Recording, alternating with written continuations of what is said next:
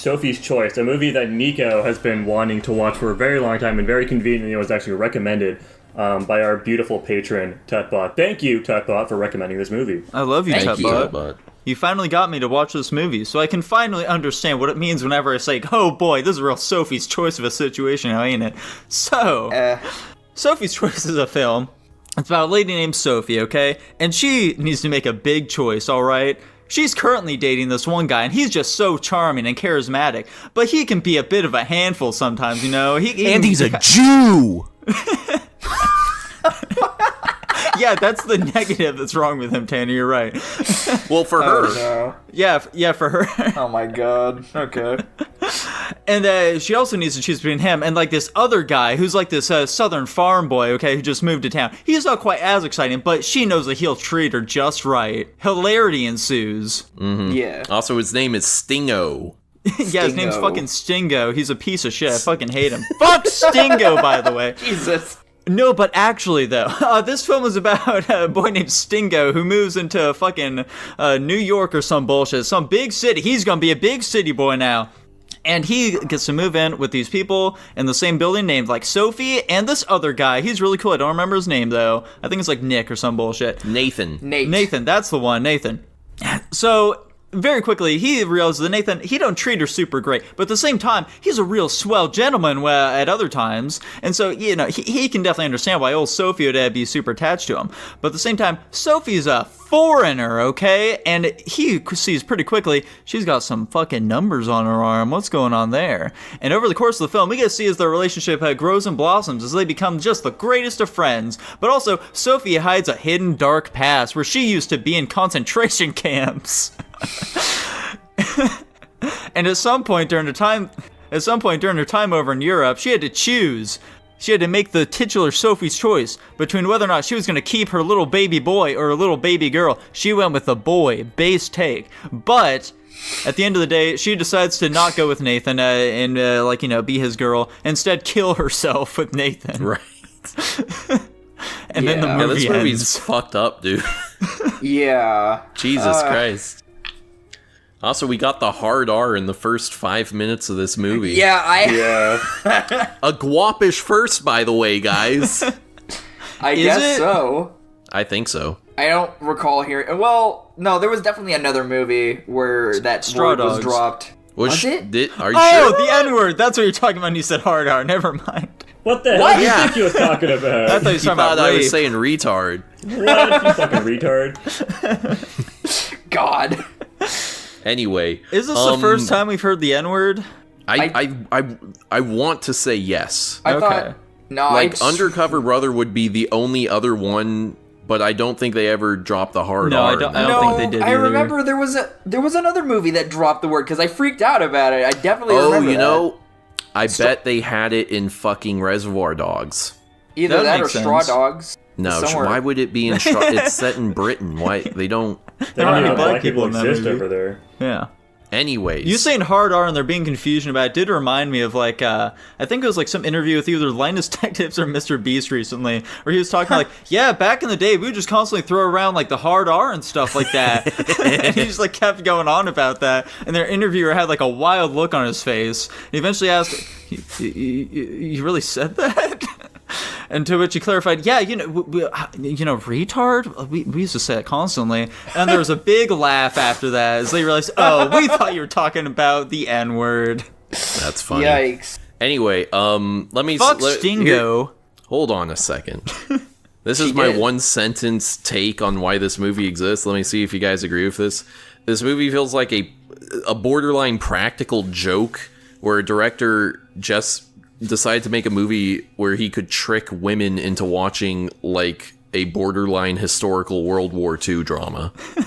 I could see it. I guess so. I could Lure see them that. in with 40 minutes of a romance movie where, you know, it's a woman who's got two boys pining after her, and then it's Holocaust for 40 fucking minutes. Yeah, I will say it was very odd and jarring for them to. Maybe I felt that it was clunky. They kind of clunkily shifted very quickly into World War II Holocaust real fast, and I was like, hold on a second. Are you trying to tell me this isn't some kind of romance, like drama romance movie? This is supposed to be... I was so confused about the tone the movie was trying to take about halfway through it. I agree that was clunky, like, because obviously the Holocaust stuff was a part of Sophie's, like, life or whatever, but none of it feels particularly relevant to the story that's happening in the modern time, you know? Yeah. Yeah, I also... it's literally just her excuse for having, like, trauma. For being and, like, a shitty person. Yeah, It's her just excuse for making being a bad shitty decisions. person, really. Yeah, and I don't know, because we've talked about how long movies are. I don't think it was recent. I think it was when I was going over the old podcast. Anyway, this movie is like 2.5 hours, and like, they really used that 2.5 hours. I'm not saying they used it well. There was too much story going on. They could have A, reduced it, and B, if they were going to include the Holocaust stuff, just make it a small portion. I don't need to see her living her life in a concentration camp. Like, it has nothing to do with what the movie started with, so I don't see how it's relevant.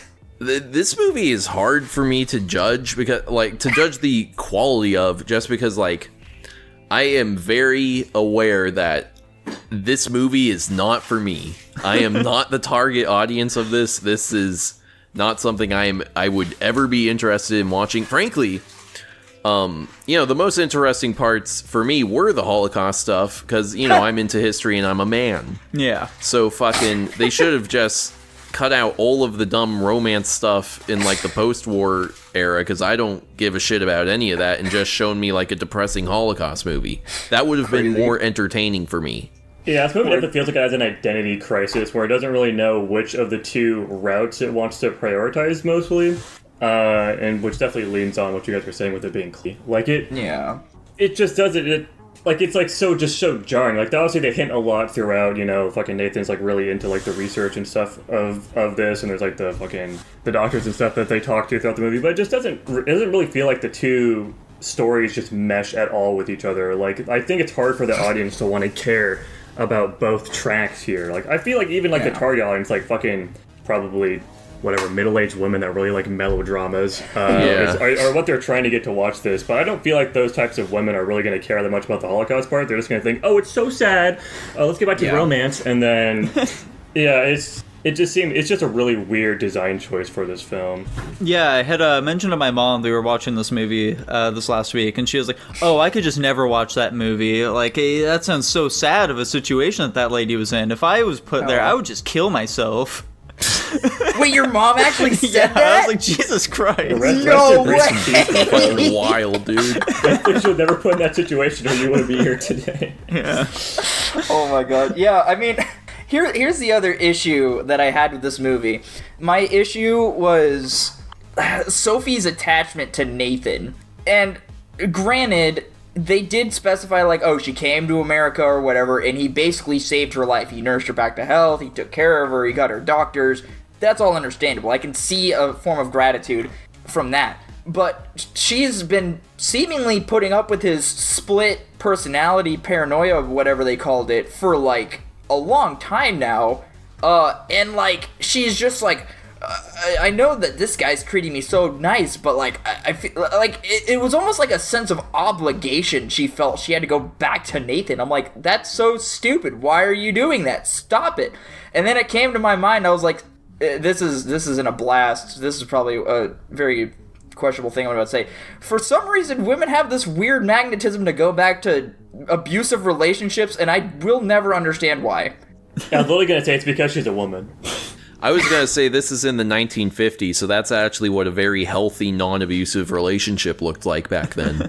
I mean, I was also just going to say, she doesn't have anything else at this point is the big thing, though. Yeah, she doesn't even seem to have a job. Yeah.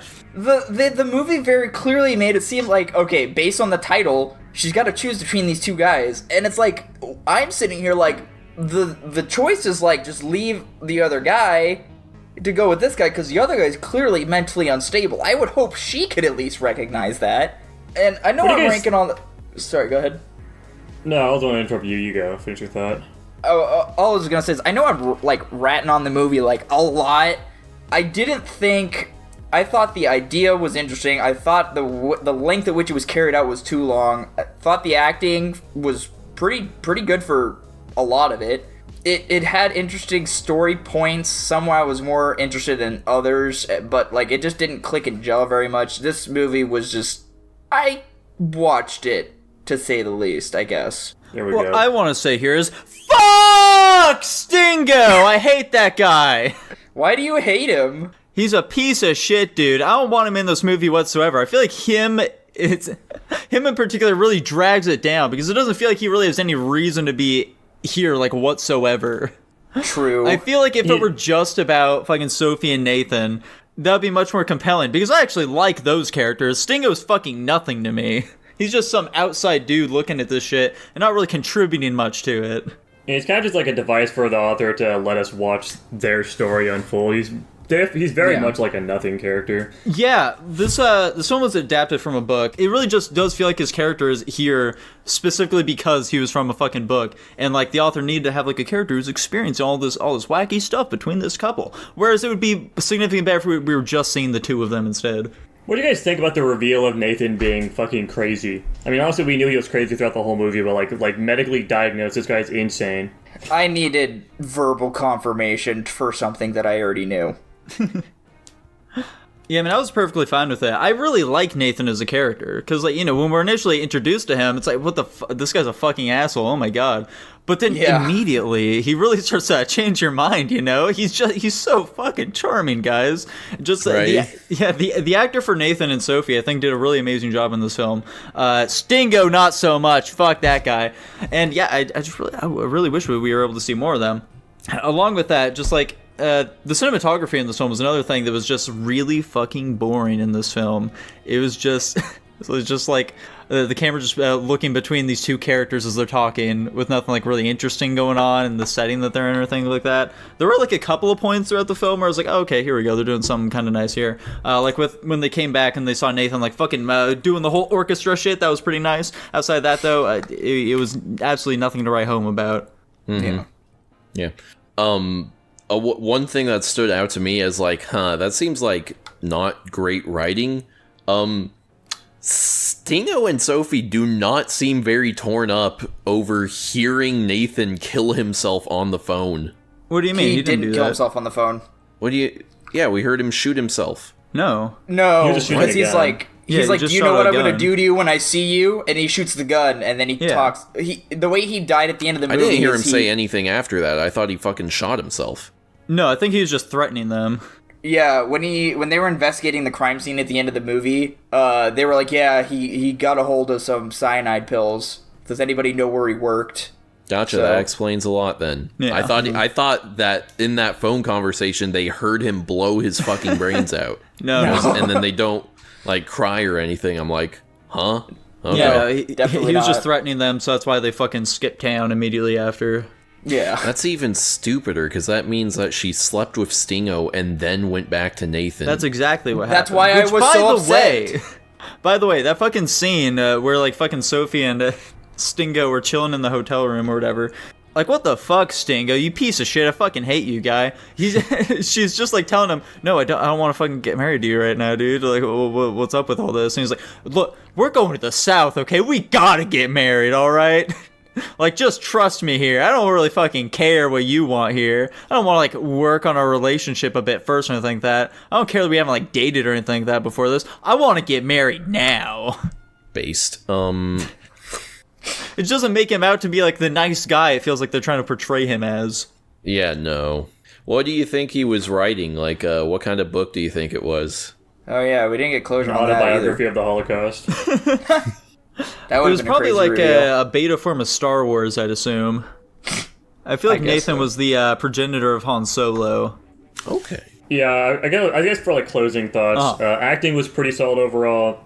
The cinematography was really fucking boring. Generally, the movie itself was just really fucking boring. The plot seemed really disjointed. It was pretty fucking slow. It definitely just seemed like some generic melodrama. I wasn't super into it. And because of that, Jackson, what rating are you going to give it? I definitely see the value in this movie. Like Tanner said, it's not a movie that's meant for me at all. Yeah. But I'm not really going to hold that much back. I give this movie a C. Yeah. I'm a That flat seems- C as well. Yeah. Dylan, how are you feeling on it? You know, it's crazy you guys mentioned that. I thought this movie was absolutely mid, and for the first time in Guapish history, I'm going to give this movie a C. Huh. His first C ever, boys. Let's fucking go. That's pretty Let's go. nuts. And Yeah. what's even more nuts is I was also thinking a C, guys. Guys, oh my okay. god! Guys, let's go. It's the second movie that ever has a Objective rating. one we all agree on. Congratulations, Sophie's Choice. Definitive mid-movie. Oh yeah, I should mention, I thought it was pretty funny when Nico and I were watching the movie. Obviously, I don't know if you guys watched it on my Plex server, but there are Yes. subtitles by default.